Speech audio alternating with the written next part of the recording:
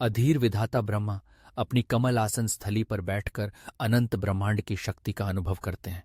अचानक महासंकट की छाया समूचे जगत पर छाने लगती है। वे दुर्बला हो चुके हैं, सृष्टि असंतुलित होने को है।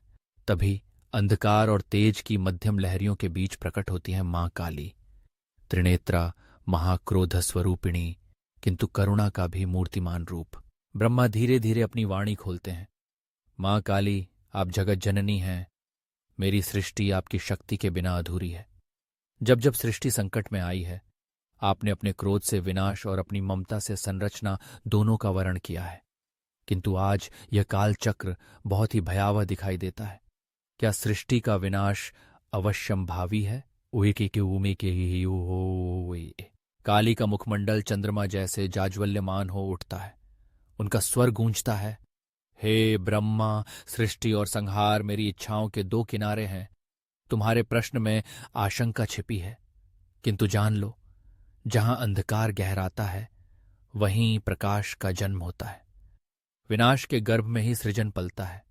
यही शाश्वत नियम है। क्या तुम भूल गए कि प्रलय के उपरांत भी मैं ही जीवन को नवसृजन देती हूं? ब्रह्मा झुककर कहते हैं, आप जो चाहें वही होगा। किंतु क्या इस बार विनाश इतना विकराल होगा कि पुनः जीवन के अंकुर फूटेंगे? मां काली मंद मुस्कान के साथ उत्तर देती हैं, सृष्टि की निरंतरता ही उसका सत्य है। हर पतन के साथ उत्थान, हर मृत्यु के पीछे जन्म छिपा है।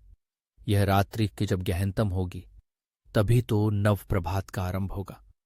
हे ब्रह्मा, अपने कर्तव्य का स्मरण करो, संतुलन साधो और मेरे विकराल रूप में भी मेरे करुण रूप को पहचानो।